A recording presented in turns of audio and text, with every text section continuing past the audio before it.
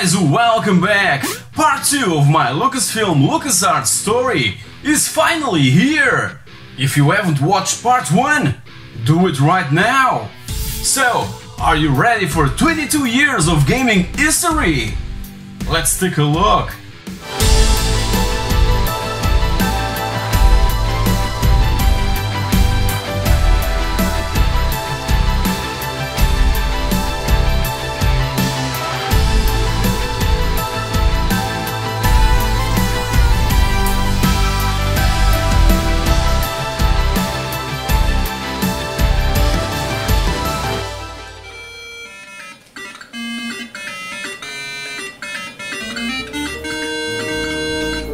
The sequel to the successful Monkey Island would arrive in late 1991 with LeChuck's Revenge, one of the first titles with the brand new LucasArts logo stamped on the cover. This second adventure takes Guybrush on a quest to find a mysterious treasure, and it featured an easy mode for beginners and for magazine reviewers, as stated by the developers on the back of the box.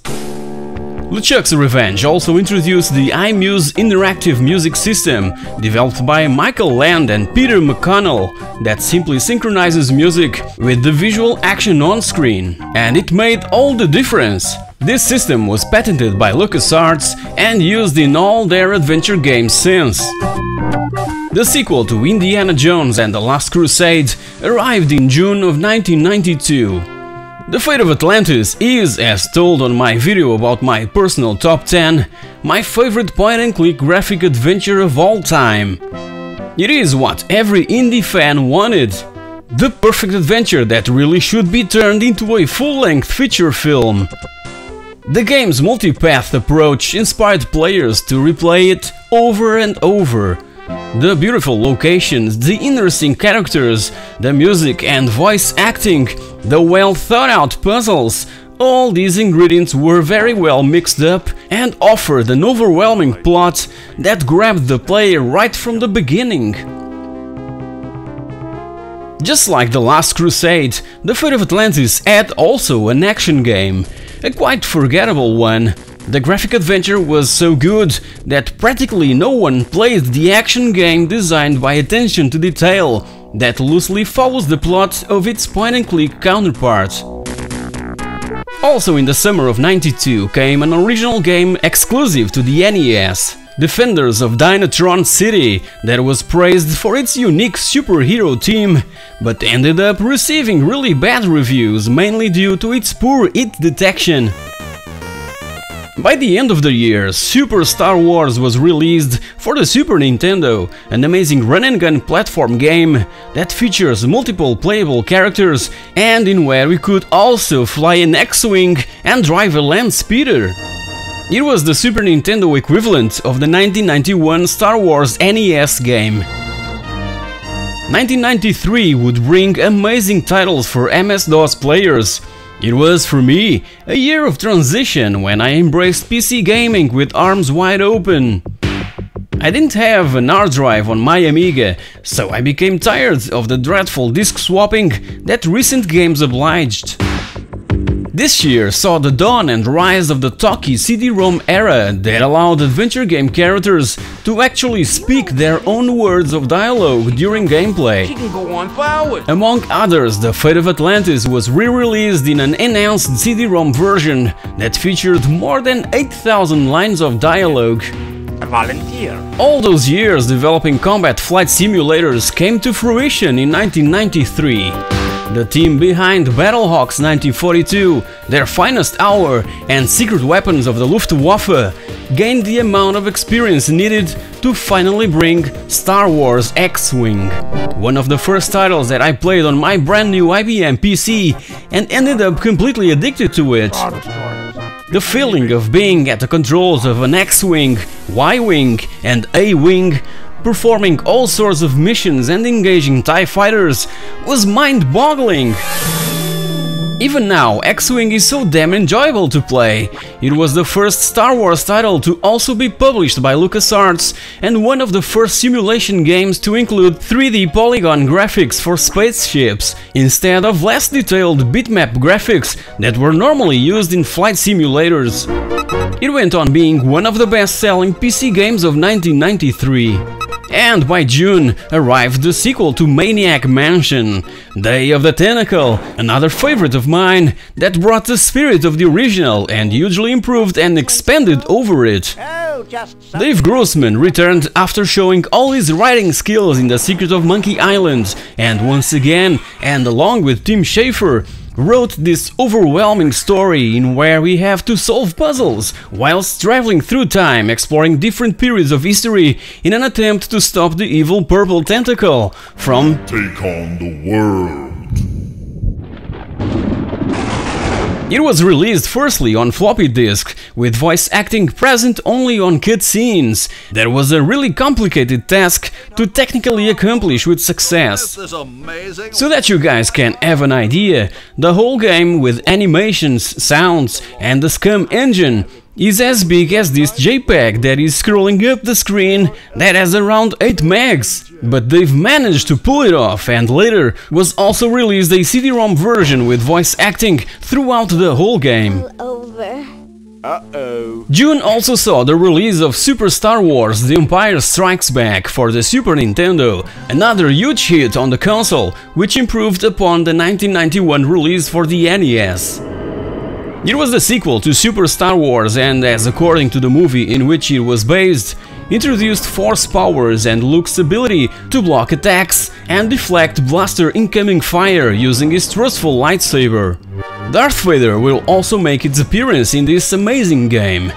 The Japanese version would only arrive in December, and PAL regions would receive the game only by February of 1994.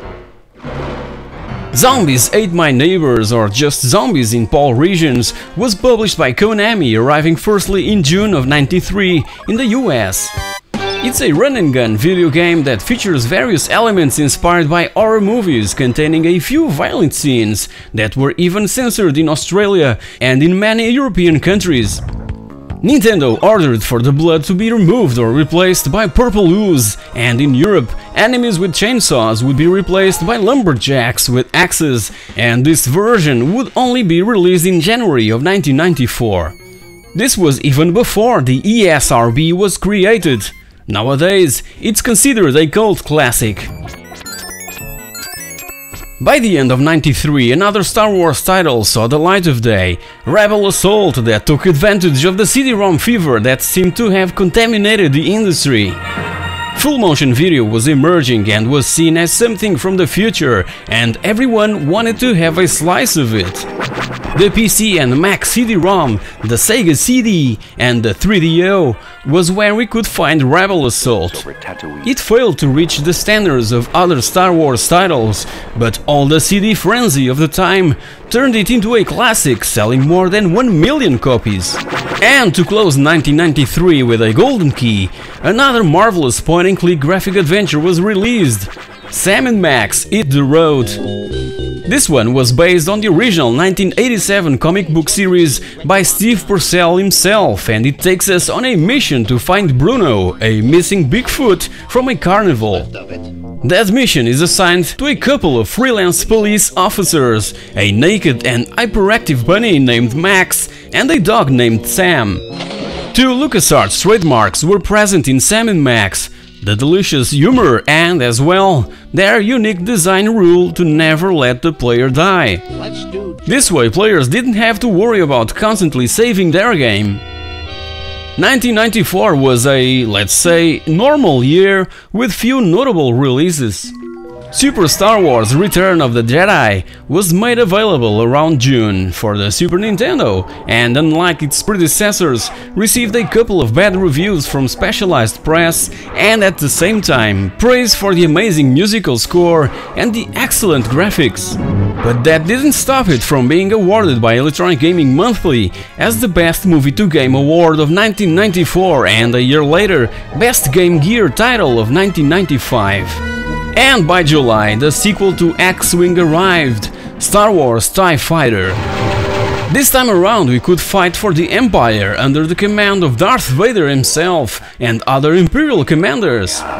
It features an amazing and compelling story filled with tense political intrigue that amazed critics and players alike, ending up being re-released a year later in a collector's CD-ROM edition with enhanced Super VGA graphics, cutscenes and brand new voiceovers.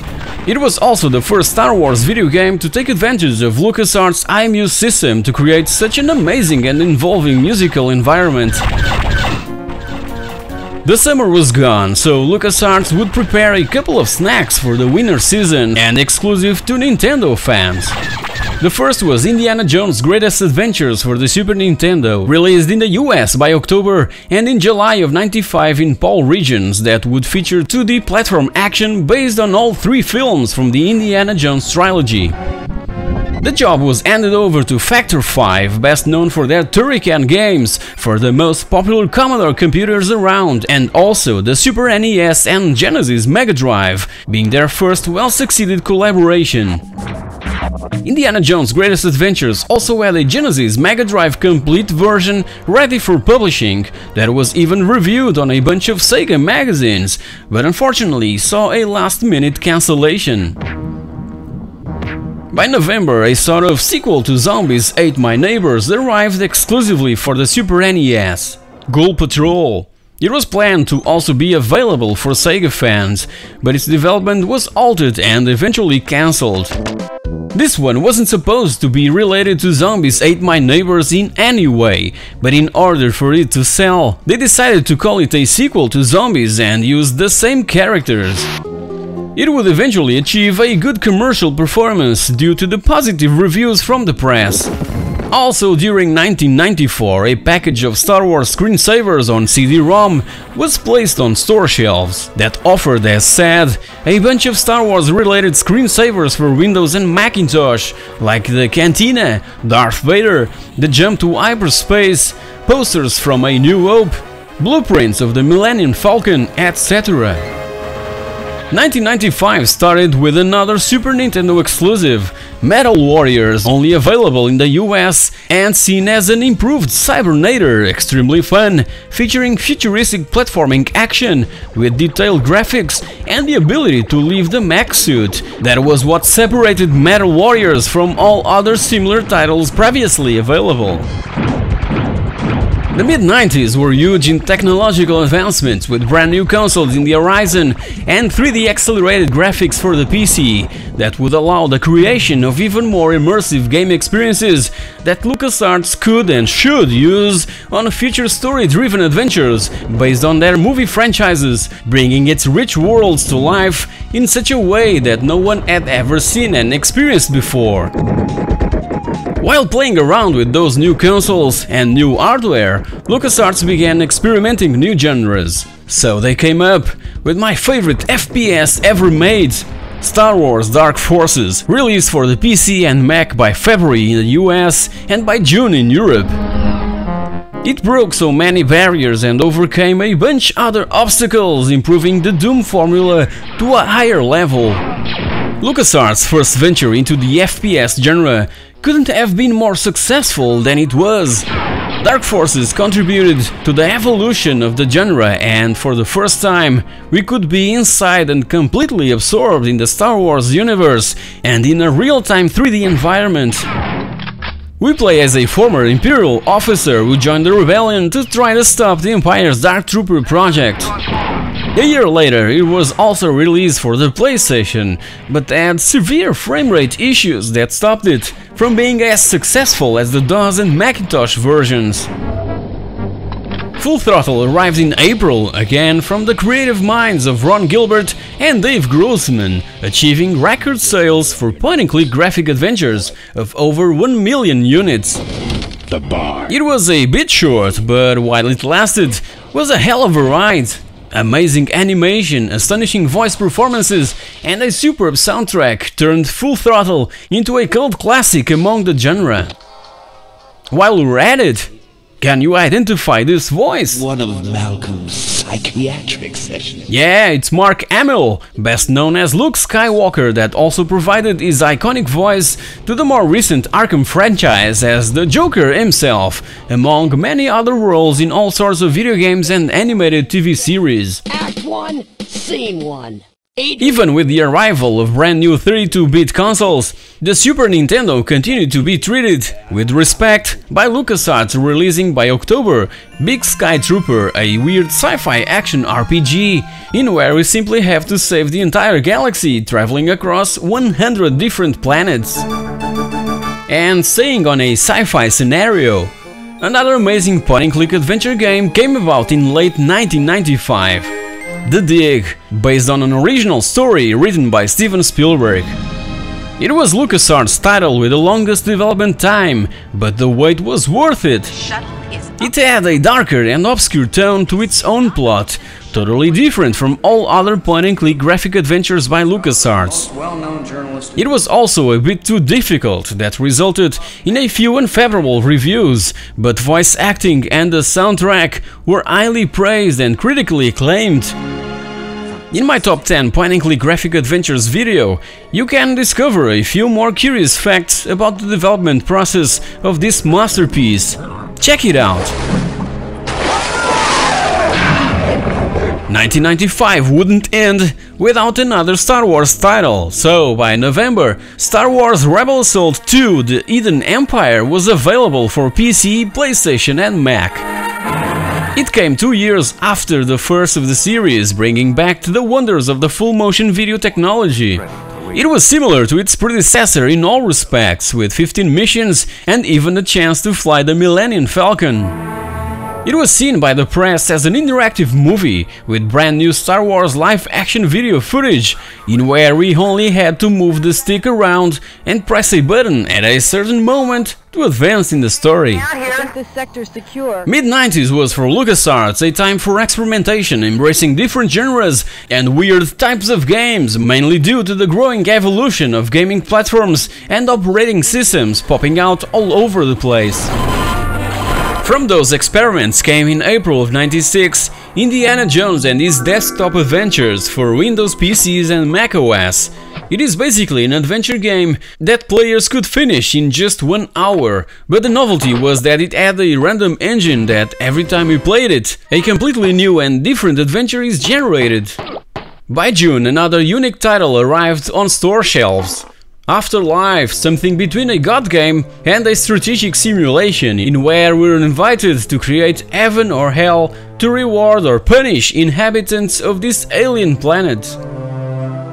As you can see, LucasArts was trying different stuff outside their comfort zone, so also in June came a children's adventure game by the name Mortimer and the Riddles of the Medallion for PC and Mac, that tell the tale of a snail seeking to save their animal buddies in a fantasy world setting. Mortimer, the main character, has the ability to turn his own shell into an aircraft or a submarine, solving various sorts of biology-related puzzles.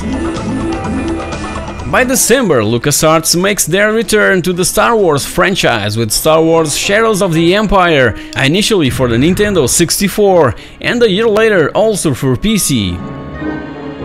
Its story is set between The Empire Strikes Back and Return of the Jedi and was LucasArts' very first title for Nintendo's brand new 64-bit console that arrived a couple of months prior.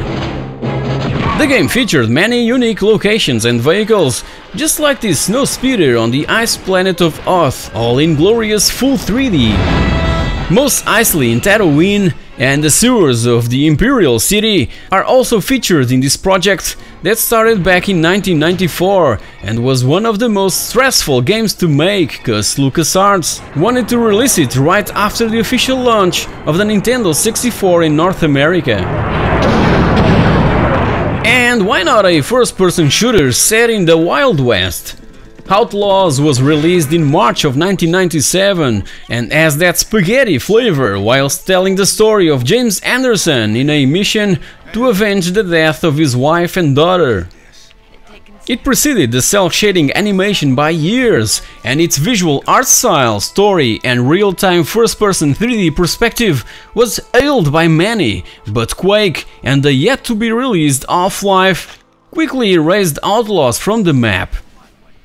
Off the record, 1997 was a year of astounding releases, so it was perfectly obvious that other titles would evaporate in thin air. Another title from LucasArts Desktop Adventures arrived also in March for Windows, Star Wars Yoda Stories.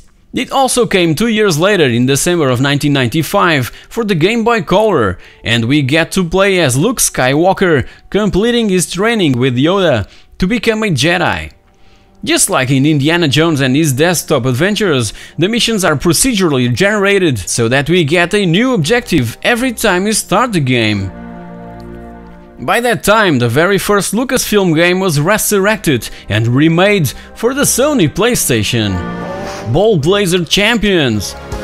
The project was handed over to German studio Factor 5, but was aiming only to those who played the original from 1984.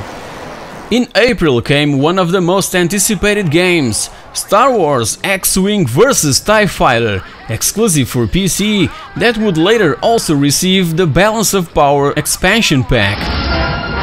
What was awesome about this new title was, finally, the introduction of the online multiplayer space combat, the ultimate battle between the Alliance and the Empire, in where up to 7 players could cooperatively play over LAN and 3 over the internet. The Balance of Power expansion, released later in the year, by December to be more precise, brought new ships and an extensive single-player campaign for those that had limited access to the World Wide Web.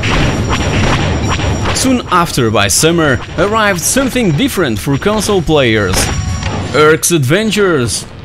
The PlayStation version had an international release, whilst the Saturn port was only available in the US. It's a simple 2-player action game in a similar style to Zombies Ate My Neighbors, set in ancient times, in where we could pick Hercules, Atlanta or Jason on a quest to defeat Hades and save the beautiful Persephone, the goddess of nature. I have Persephone. But the best was reserved for later in the year. Star Wars Jedi Knight Dark Forces 2 was released for PC, the sequel to the groundbreaking Dark Forces from 1995. Needless to say that it became another of my favorite first-person shooters ever created, that features a brand new 3D engine and sees the return of Kyle Katarn, now as a Jedi, with the main goal of stopping not 1 nor 2, but 7 Dark Jedi from unleashing the powers of an hidden Jedi burial ground. While playing, we're constantly challenged on picking a side, the light or the dark side of the Force. An expansion pack arrived on February of '98, Mysteries of the Sith, that included 15 multiplayer maps that allowed up to 8 players online or over LAN. It also offered newer Force powers and a new single-player story set 5 years after the events of the main story of Dark Forces 2. Soon after came the long-awaited third title of the adventures of everyone's favorite pirate, The Curse of Monkey Island. 6 years after LeChuck's revenge, Guybrush is still hoping to marry Elaine, but after giving her unknowingly a cursed ring, she is transformed into a golden statue and about to marry his greatest enemy, LeChuck himself. Hey, I'm ignoring you. The Curse of Monkey Island was the first in the series to include voice acting and with a more cartoonish style of approach. Familiar somehow. Ron Gilbert's writings were missed. Many complained about the game's ending. Despite that, The Curse of Monkey Island received a lot of praise by journalists and gamers alike, and was the last game to use the SCUM engine. Ron Gilbert never thought that his engine would be used in so many other titles beyond Maniac Mansion, and he created it cause he didn't like to type while playing, for instance, Sierra's King's Quest games.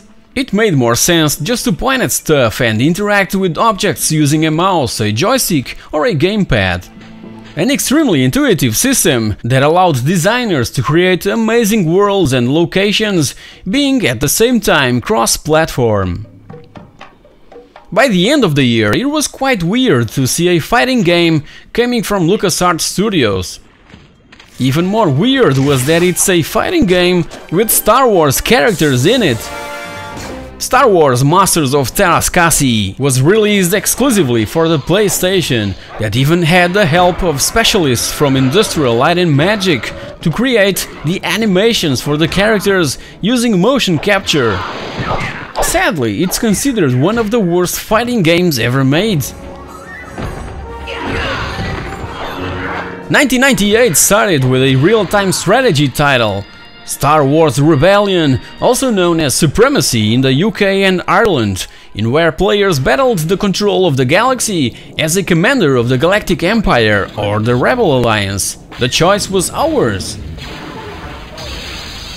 Star Wars Behind the Magic was an interactive multimedia CD-ROM that would arrive by September of '98.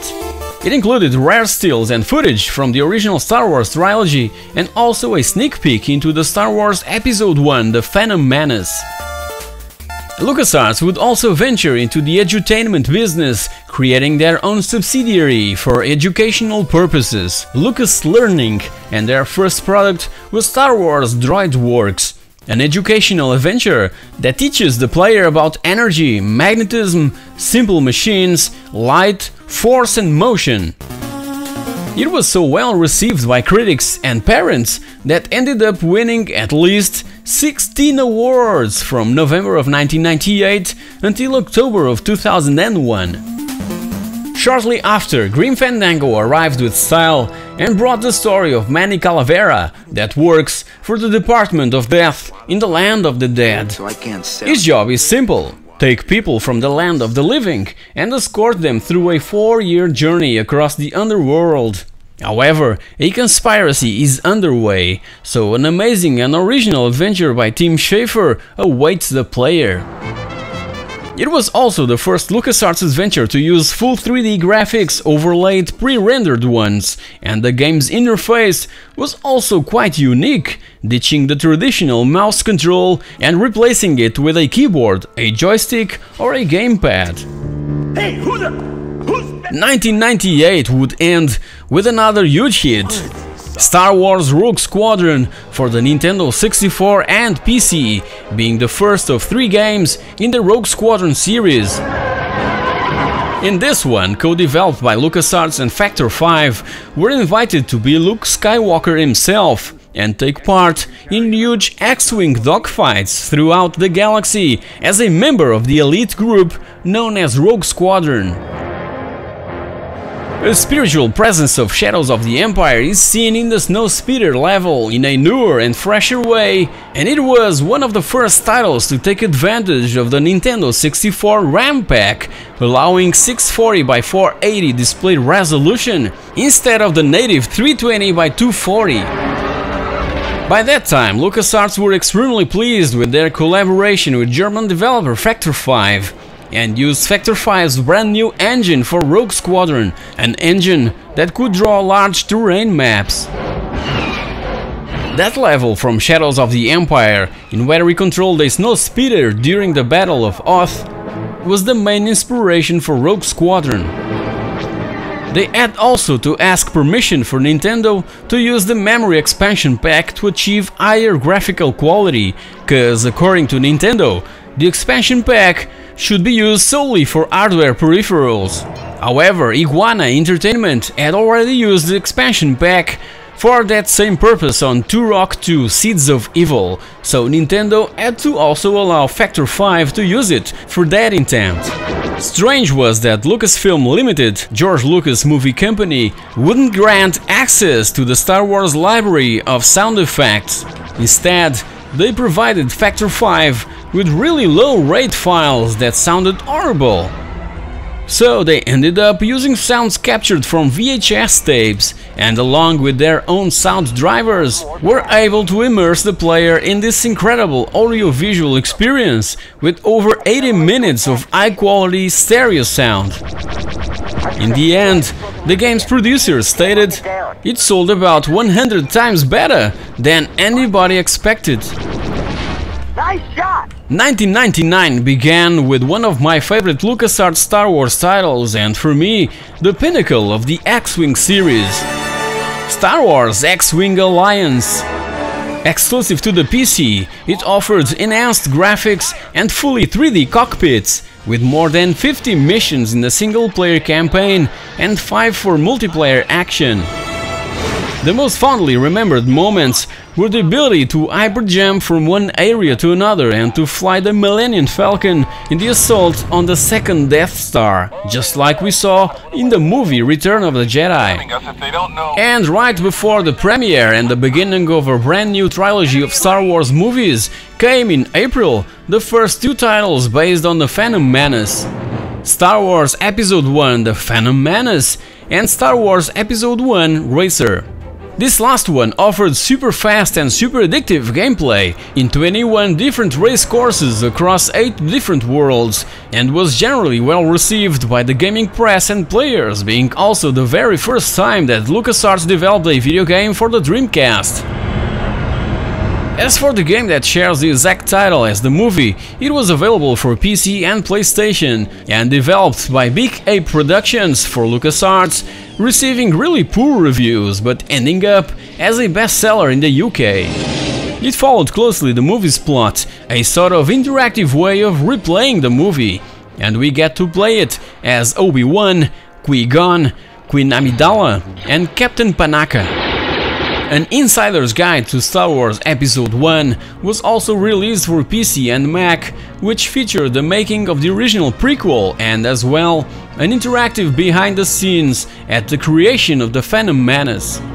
By October, Star Wars Pit Droids for PC arrived from Lucas Learning Limited, a puzzle game intended for kids that even older Star Wars fans will be addicted to. The detailed graphics, the complex gameplay and its catchy soundtrack are the ingredients that makes it an extremely fun puzzler to play with kids, or simply by ourselves. 1999 wouldn't end without another of my favorite LucasArts titles. Indiana Jones and the Infernal Machine, released firstly for PC and a year later, also for the N64, but this last one was only available in the US. This time around, Indy returns in a real-time 3D action-adventure game set in 1947 during the Cold War, in where we have to race around the globe searching for parts of the mysterious Infernal Machine. During that process, the Soviets will try to make sure we fail. Sophia Hapgood returns from the Fate of Atlantis not to be our partner, but as a CIA agent. After proving all his skills with the Fate of Atlantis, Al Barwood returns to write the Infernal Machine's overwhelming story, also designing and directing its development. There was even a Game Boy Color version of this game, also very well received by gamers. I've already reviewed it in the past. It was one of my early videos. Feel free to check that one out. 2000 saw the release of a bunch of other Star Wars related titles, mainly for consoles. Even so, the year started with a PC exclusive, Star Wars Force Commander, a 3D real-time strategy title that gave players the ability to command troops in massive battles. Soon after came the first console exclusive title of the year, Star Wars Episode 1 Jedi Power Battles for PlayStation, Dreamcast and Game Boy Advance. It's a simple action-driven adventure game with a mix of platform and beat-em-up action in where we get to play as a Jedi and defeat once and for all Darth Maul on one last battle that takes place on Naboo. Later in the year, Guybrush returned in 3D. Escape from Monkey Island was the 4th title in the series and the beginning of a new era for LucasArts original ventures, with its debut on the brand new PlayStation 2. There you go, Mr. Marley. PC and Mac versions were released by November of 2000, and the PS2 port would come only by June of 2001. But this last one had a slightly higher number of polygons and less pre-rendered stuff. Don't just stand. PC gamers, so used to the mouse, found a bit difficult the keyboard and joystick controls, but the PS2 version was surprisingly extremely well received.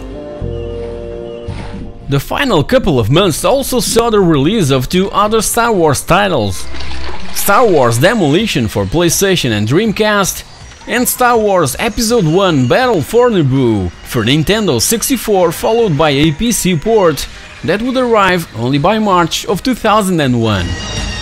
Star Wars Demolition was developed by LucasArts and Luxoflux using the Vigilante 8 game engine, and it's basically a combat game with those well-known Star Wars vehicles in a contest organized by Jabba the Hutt.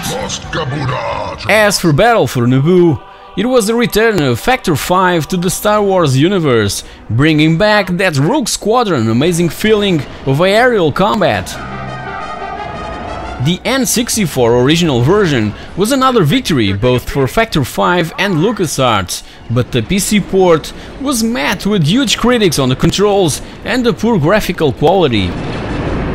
2001 started with Star Wars Starfighter, LucasArts' first game developed in-house for the PlayStation 2, and by November, in a special edition developed by Secret Level Inc., later acquired by Sega, and as a launch title for Microsoft's first console, the Xbox, that had just arrived in US stores.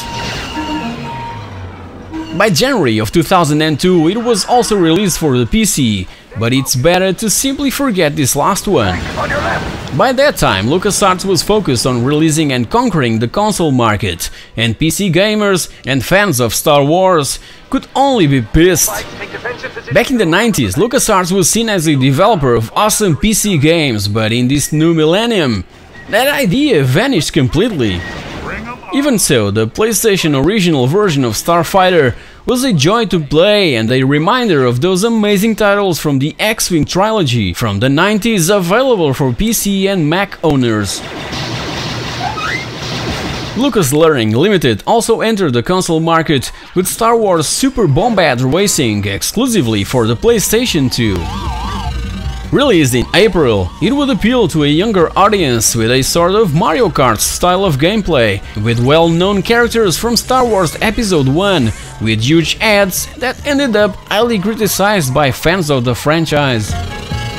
Later in the year, LucasArts would try to make amends with fans with the release of Star Wars Galactic Battlegrounds for PC and Mac users. It was another real-time strategy game, this time around developed by LucasArts and Ensemble Studios, best known for their highly successful Age of Empires series, built with an enhanced version of the Age of Empires game engine. Fans of Star Wars and of this particular genre were extremely pleased with it, and by May of 2002, 2 days before the release of the next entry in the new movie trilogy, Galactic Battlegrounds received an expansion pack, the Clone Campaigns, that enlarged the game's already huge scope by including large-scale battle scenarios from Star Wars Episode 2 The Clone Wars. 18th of November of 2001 would also remain in video gaming history for two reasons.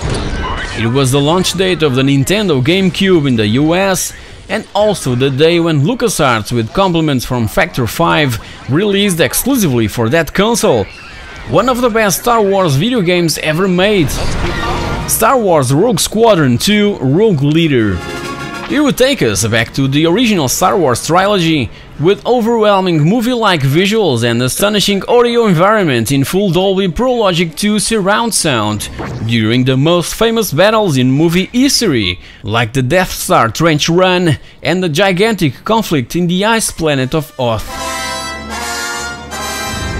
2001 was the year of firsts for LucasArts: the first PS2 game, the first GameCube game, and by December, the first Xbox exclusive game, Star Wars Obi-Wan. However, it was a failed attempt. It was initially intended to be a sequel to Dark Forces 2, but due to unstable performance on PC, it was targeted for the powerful Xbox that was about to be launched in the United States. LucasArts ended up recognizing that the over-reliance on the Star Wars franchise was, as stated, reducing the quality of their final products. So they've announced that future releases would be at least 50% non-related to Star Wars.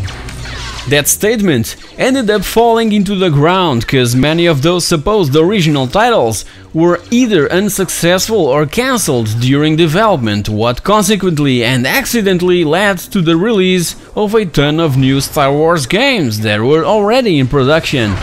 So, Star Wars Racer Revenge would arrive in early 2002, developed by Rainbow Studios exclusively for the PlayStation 2, that would allow players to engage in even more gruesome and fearsome pod races than in its predecessor. In this one, we could run opponents into walls and take them out of the race before it was over. Star Wars Jedi Knight 2 Jedi Outcast followed, also from third-party developers for PC, Mac, Xbox and GameCube, and saw the return of Kyle Katarn in this first-person action game that used the highly popular Quake 3 Arena game engine, climbing its way to the top of the charts and becoming one of the best-selling first-person action games of the year. Along with Jedi Outcast came another console-exclusive title developed by LucasArts themselves, Star Wars Jedi Starfighter for PlayStation 2 and Xbox, and a sequel to Star Wars Starfighter, which included a sneak peek to the new Star Wars Episode 2 movie that would arrive 2 months later. In this one, we could fly the Jedi Starfighter and use Force powers while in the cockpit, across 15 land and space missions, and other 2-player cooperative missions. You can slice faster than this. By the end of the year, another 2 console exclusives, Star Wars The Clone Wars and Star Wars Bounty Hunter. This last one was developed indoors and also known as Jango Fett in Japan, telling the story of how Jango became the most famous bounty hunter of the Star Wars universe. It was a title in where practically everyone at LucasArts was involved, from Industrial Light and Magic to create the game's CG cinematic sequences and Skywalker sound that provided the game's sound design. As for the Clone Wars, initially available for PS2 and GameCube, we played the role of a Jedi Knight leading the Republic army into the gigantic ground battles of the Clone Wars seen in the movie Episode 2 Attack of the Clones. For the third cannon. To keep the flame alive, and for fans of classic LucasArts titles, a compilation CD titled The Best of LucasArts Original Soundtracks was released, featuring music from a few of their greatest games like The Dig, the Monkey Island series, Grim Fandango and Outlaws. Taking a break from the Star Wars franchise, 2003 started with a new Indiana Jones adventure, Indiana Jones and the Emperor's Tomb, for Xbox, PlayStation 2, PC and Mac. Developed by The Collective Inc., it takes place in 1935, right before the events of the movie Indiana Jones and the Temple of Doom, and we're searching for the tomb of China's first emperor. This last Indiana Jones adventure wasn't very welcomed by the gaming press, pointing out a few graphical and sound issues on the console versions. Personally, I've enjoyed it a lot. By June came another experiment from LucasArts, and gladly only available for PS2 owners, RTX Red Rock, an action-adventure game designed by Al Barwood, in where we have to investigate the loss of communication between Earth and Earth's colony on Mars, that is believed it was attacked by alien forces known as LEDs. Soon after came another PC blockbuster, Star Wars Galaxies: An Empire Divided, that later received 3 expansion packs: Jump to Lightspeed, Rage of the Wookiees, and Trials of Obi-Wan. It was the first Star Wars MMORPG developed by Variant Interactive and Sony Online Entertainment, in where we could explore the Star Wars universe and become a Jedi, a smuggler, a ranger, a merchant or a bounty hunter. The game events were set between the end of Episode 4, A New Hope, and Episode 5, The Empire Strikes Back, including once more the Battle of Hoth, that is such a reference in the Star Wars fictional setting. But the biggest surprise would come after Star Wars Galaxies and from BioWare. Star Wars Knights of the Old Republic, initially for Xbox and later also for PC. This RPG is set in the Star Wars universe, 4,000 years before the events depicted in Episode 1 movie, takes us through many well-known Star Wars locations, in where we interact with other characters, performing side quests that will influence our path into the light or the dark side of the Force. We can turn our character into a powerful Jedi, a merciless Sith, or something else. It received universal acclaim both for the PC and Xbox versions, winning several awards including Game of the Year 2003. Star Wars Jedi Knight Jedi Academy for PC, Mac and Xbox was also another huge hit in 2003, a first and third person shooter developed by Raven Software for home computers and Vicarious Visions for Microsoft's console, and as opposed to Jedi Outcast, we immediately start with a lightsaber, something highly praised by gamers and reviewers. Soon after, the GameCube would receive the highly anticipated exclusive Star Wars Rogue Squadron 3 Rebel Strike, again developed by Factor 5, that ended up as a huge disappointment, cause players were expecting something bigger after the success of the previous title in the Rogue Squadron series. In this one, we had the ability to leave our fighter and take part in ground battles, and as well enter and pilot many other vehicles in certain missions. The end of the year saw the release of 3 distinct titles away from those highly popular LucasArts franchises, so by October, Gladius saw the light of day for the current gen consoles, the GameCube, PS2 and Xbox. It takes the player back to ancient times in this tactical RPG in where we must build a school of gladiators and take them into battle, revealing itself as a huge success on all 3 platforms and a breath of fresh air from LucasArts that developed Gladius themselves. By November, Secret Weapons Over Normandy landed on PC, Xbox and PlayStation 2, reviving that long-lost franchise of World War II flight simulators that offered over 20 historical aircraft to take out for a spin, 15 campaign missions and 20 optional challenge missions.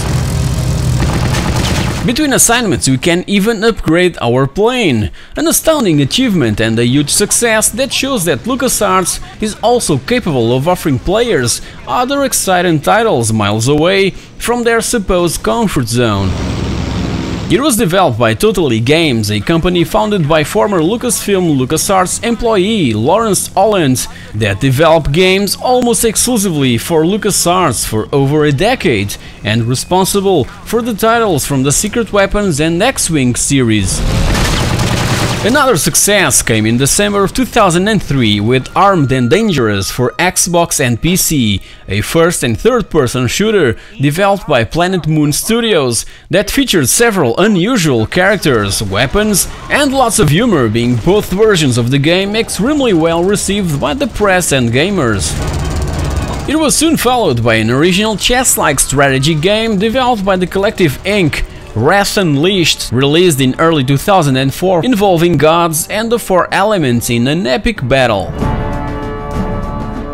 However, the best was reserved for later in the year with the release of Star Wars Battlefront, developed by Pandemic Studios initially for PC, Xbox and PlayStation 2, to coincide with the release of the original trilogy on DVD. It's a first and third person shooter played basically as a conquest game, and multiplayer over the internet was huge and something quite remarkable, with 64 players simultaneously on both the PC and Mac versions, with also more than 25 usable vehicles. The console versions allow 32 players via GameSpy and Xbox Live.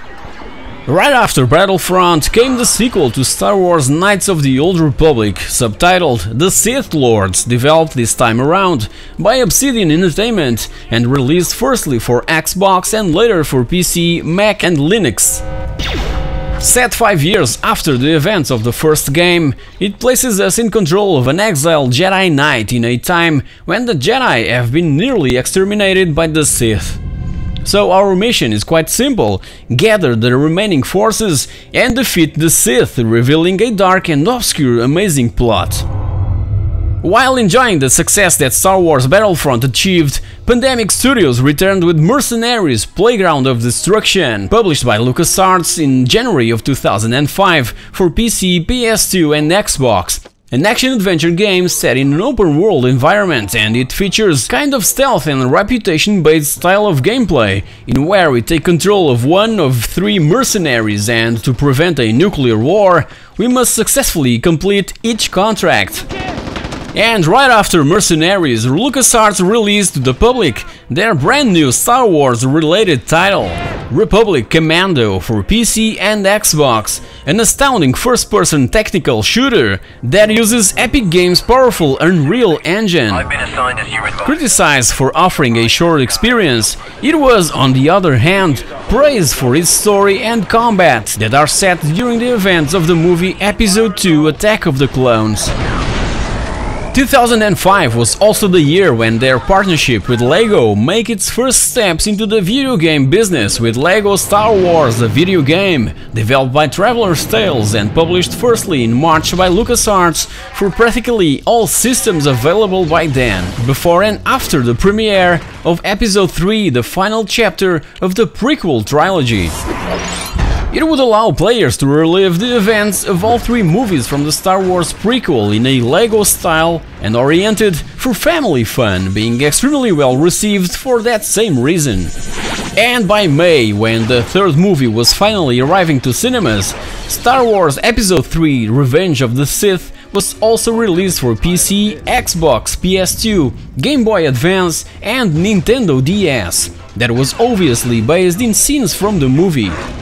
Ubisoft Montreal was responsible for the portable versions that were considered the best from the whole bunch. The Collective Inc. developed the other console releases that even had the help of the stunt coordinator and lightsaber trainer from all the 3 prequel movies, and even appears in the game as a boss. By October arrived the moment that fans were eagerly waiting, the release of Star Wars Battlefront 2 for PC, Xbox, PS2 and even the PSP. Pandemic Studios returned to the series to create an even greater and immersive experience. It was released alongside the DVD of Revenge of the Sith, and unlike its predecessor, features a more narrative-based campaign along with new vehicles, characters, maps and missions. During these last 2 years, LucasArts went through a profound internal change under the tight belt of Jim Ward, appointed president of LucasArts back in April of 2004, that had shown all his skills marketing the movies Phantom Menace and Attack of the Clones. George Lucas felt that his games division was putting out too many mediocre titles. Even the most popular ones weren't generating enough revenue to keep LucasArts afloat, so Ward's first actions were to cancel a few games already in development and reduce LucasArts' working force from 450 to 190 employees.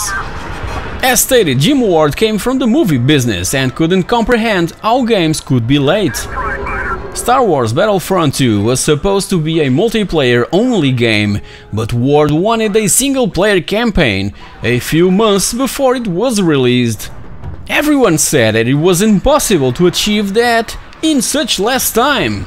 Even so, Pandemic and everyone at LucasArts involved in the project made it impossible, and the game met its deadline and sold extremely well, also due to its gigantic marketing campaign. Prepare for the sequel to the best-selling Star Wars game of all time. Fight as a Jedi. Fight in space. Fight the battles any way you want. Star Wars Battlefront 2. On Tuesday, you fight again. Rated teen. Many other rushed decisions were made in the next few years. Internally, LucasArts was seen as a madhouse run by people that weren't familiar with the development process of a video game, that seemed to enjoy making huge last-minute modifications onto something that was on development for many months and even years. In 2006, LucasArts was composed by 3 development teams. Games came from third-party developers like Petroglyph Games, that developed Star Wars Empire at War and its expansion pack Forces of Corruption. Traveler's Tales brought LEGO Star Wars 2, the original trilogy, And from Frontier Developments, the makers of Roller Coaster Tycoon 3, came the chance of managing another theme park in Thrillville, a game oriented mostly for a younger audience. As said, by 2006, LucasArts was composed by 3 development teams, one focused on a future Indiana Jones project, another on The Force Unleashed, and the other just standing by, seeing all their concepts being crushed. Star Wars Rogue Squadron Trilogy, exclusive for the Xbox. Star Wars Imperial Commando, a sequel to Republic Commando. Star Wars Knights of the Old Republic 3. Star Wars Jedi Knight 3 Brink of Darkness and Jedi Master. Star Wars Smuggler. Star Wars Rebel Warrior. Star Wars Darth Maul. Star Wars Proteus. Star Wars First Assault. Rogue Squadron X-Wing vs TIE Fighter, an exclusive for the Xbox 360, and Star Wars Episode 7 Shadows of the Sith. All these internal projects were cancelled during Jim Ward's leadership. Besides those, there was Star Wars Battlefront 3. The job was handed over not to Pandemic Studios, but to Free Radical, renowned by their amazing GoldenEye and Perfect Dark video games for the N64 and the Time Splitter series for the 6th generation of consoles. It was on development for 2 years and looking really good, with the premise of taking the fight from the ground to the air and space, and scheduled to be released in 2008. By that time, by February, Jim Ward stepped down as president of LucasArts, stating personal reasons, and was replaced for a couple of months by Howard Rothman. By April, Daryl Rodriguez, that came from Electronic Arts, stepped in when things started to go wrong during the development of Battlefront 3, leading to a harsh decision from LucasArts to stop funding Free Radical from missing their milestones, creating a tense working relationship between the two companies that even led Free Radical into a state of bankruptcy by the end of 2008. Even so, the Battlefront 3 project didn't die after that incident. LucasArts teamed up with developer Slant 6 Games, known for a few SOCOM titles, to create a new Star Wars Battlefront 3 from scratch, but it would also crash and burn, being vaporized in thin air. 2007 was another weak year for LucasArts, with only 2 published games from, again, third-party developers. A sequel to Thrillville, subtitled Off the Rails from Frontier Developments, like its predecessor, and a PSP exclusive release from Rebellion Developments named Star Wars Battlefront Renegade Squadron. It wasn't until 2008 that LucasArts saw finally an internal effort being praised, with more than 7 million copies sold, becoming the fastest selling Star Wars game to that moment. Star Wars The Force Unleashed was the result of a combination of 4 concepts that were scrapped around 2005. Even so, it was supposed to be released the year before, along with a new Indiana Jones title. The problem was that LucasArts couldn't find enough programmers that knew how to develop games for the new PlayStation 3. Everyone knows that Gabe Newell from Valve publicly stated that it was a waste of time to develop games for the PS3, and that Team Ico went through hell to put The Last Guardian together while developing it for that system. And as a Sony partner, they had all the ingredients to pull it off. In consequence, half of the team working on that Indiana Jones project was moved to The Force Unleashed to get the job done for a 2007 release, pushing Indy to a 2008 release. But even so, they ran into problems going beyond 2007. By that time, when all teams were starting to join forces to create the most spectacular Indiana Jones video game ever, Naughty Dog released Uncharted, that was all that the new Dr. Jones game was meant to be. Everyone at LucasArts just stood petrified looking at Nathan Drake and thinking that they've missed completely the chance of making something great. In my final hour, the fate of Indy's new game will be told later on. So, besides the late release of Star Wars The Force Unleashed by September of 2008, a few other titles saw the light of day. LEGO Indiana Jones The Original Adventures, developed by Traveler's Tales and TT Fusion for practically every gaming system available, being extremely well received. Star Wars The Clone Wars Jedi Alliance, developed by LucasArts as a Nintendo DS exclusive. Star Wars The Clone Wars Lightsaber Duels, a Wii exclusive title that takes advantage of the Wii remote to simulate lightsaber control and a nunchuck to use force powers. And Fracture, a title developed by Day One Studios that was designed as a first-person shooter since the beginning, and when it was way far into development, the executives at LucasArts decided that it should be turned into a third-person shooter. Needless to say that making all those changes so far in development ended up destroying Fracture. By 2009, works on the sequel to The Force Unleashed was underway, and the development team was pushed to complete it within a year. Between that, Star Wars The Clone Wars Republic Heroes was released for all systems, revealing itself as a huge flop, with some frustrating platforming elements and terrible graphics. Even so, the revival of The Secret of Monkey Island in a special edition grabbed a few awards in 2009 and was highly praised by gamers that grew up with the original. This remaster includes an updated hand-drawn art style for higher resolutions with huge improvements in animation and sound, and we can even at any moment switch between the original game and the remastered version in real time. 2 years after the release of Uncharted, Indiana Jones and the Staff of Kings was finally in store shelves in a completely unrecognizable way, and the HD versions were nowhere to be seen. These were cancelled due to obvious reasons, and only the Wii, PS2, PSP and Nintendo DS versions saw the light of day. The only cool thing about this title is the inclusion of Indiana Jones and the Fate of Atlantis in the Wii version as an unlockable extra. Not very welcomed either was LEGO Indiana Jones 2 The Adventure Continues, again from Traveler's Tales and TT Fusion, probably because half of the game was based in the worst movie of the franchise, Indiana Jones and the Kingdom of the Crystal Skull. Late 2009 also saw the release of Lucidity, a puzzle platformer available through Steam and Xbox Live Arcade, an original LucasArts title with amazing art style, but short on its engagement with the player. Rebellion Developments also returned in 2009 with their new PSP and DS entry on the Star Wars universe with the bland Battlefront Elite Squadron. LucasArts president left in May of 2010, being temporarily replaced by Jerry Bowerman from Lucasfilm Board of Directors. Later in the year, and meeting the tight deadline imposed by LucasArts executives, Star Wars The Force Unleashed 2 was released, surprisingly having its best version on the Wii. The HD versions looked really poor, like if they were rushed through development, completely failing to its high expectations. This led to layoffs within the company, and it was time for Paul Megan to step in.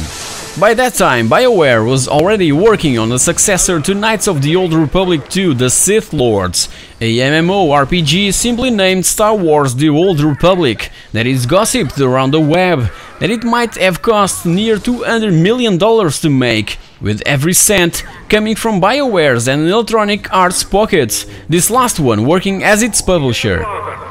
LucasArts made some pretty stupid calls in recent past, but the BioWare deal was the smartest move LucasArts ever made. 2010 also saw a remastered version of Monkey Island 2 that arose after the overwhelming success of the HD version of Secret of Monkey Island, featuring all those enhancements, only ditching the easy mode for reviewers. From 2011 to 2013, LucasArts' catalog was practically non-existent, with only LEGO Star Wars 3 The Clone Wars and Star Wars The Old Republic. During that period, several plans were on the table, plans that were taking advantage of Epic Games' Unreal Engine 3, but even so, those plans were suffering constant changes. It was also by this time that George Lucas became heavily involved in all LucasArts' internal projects. A new bounty hunter title was on development, highly inspired by the Uncharted series, most likely using the concept behind the initial cancelled HD versions of Indiana Jones and the Staff of Kings. A few weeks before the 2012 edition of E3, George Lucas ordered some severe changes on that concept, that the teams behind the project only had time to rename it to Star Wars 1313, supposedly a game based on the novel Boba Fett: Maze of Deception. Fans were blown away by the demo presented at E3, and when asked directly about the game, LucasArts representatives present at the fair simply didn't know what to say about Boba Fett being the main character. It was clearly a next-gen video game targeted for PC, PS4 and Xbox One, but LucasArts didn't even confirm that. Then Paul Megan left his present chair at LucasArts, bringing two other names in to co-lead the studio and share the same chair: Kevin Parker and Gio Corsi. Then silence struck upon LucasArts and Lucasfilm Limited, and by October 30 of 2012, Disney announced that it had acquired Lucasfilm and LucasArts, revealing also that 3 new movies were in the horizon. Today, I am proud to announce the Walt Disney Company is acquiring Lucasfilm, the global entertainment company founded by George Lucas and the home of the legendary Star Wars franchise. Bob Iger also stated that Disney wanted to focus on social and mobile experiences over console titles, so LucasArts was foreseeing a bright new future in the hands of Disney. But unexpectedly, on April 3 of 2013, Disney announced that it was closing LucasArts.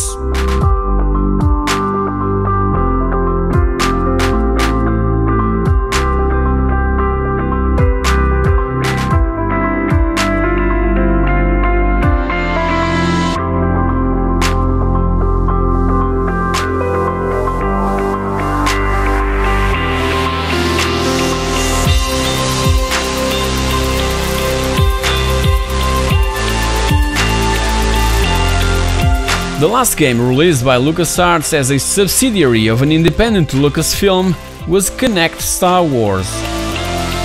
LucasArts ceased to operate as a video game developer, and future games based on its properties would be either developed by Disney Interactive Studios or licensed to third-party developers.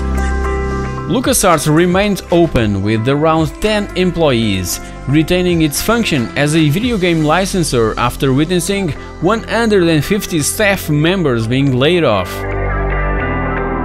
Along with LucasArts, also Industrial Light and Magic lost many of its workers. Meanwhile, and as everyone knows, Electronic Arts grabbed an exclusive multi-year license to develop Star Wars games for PC and consoles, and Disney Interactive Studios would have also the right to further develop games based on that same franchise, but for mobile, social, tablet and online game markets. LucasArts, like any other developer, had a darker side. For every game released, there were 2 or 3 that never made it to players' hands. Sequels to their most famous graphic adventures were scrapped. For instance, Loom would be followed by Forge, expanding over the original and with an industrial theme. Indiana Jones and the Fate of Atlantis would have a sequel subtitled The Iron Phoenix, with Indy chasing after the Philosopher's Stone, and in early 2000s, Full Throttle 2 Hell on Wheels and Sam & Max 2 Freelance Police were also cancelled due to some negative reactions to the game's dated 3D graphics. When the rights to the Sam & Max franchise expired in 2005, Steve Purcell, the creator of Sam & Max, regained ownership, licensing it to Telltale Games to develop Sam & Max Save the World as an episodic game.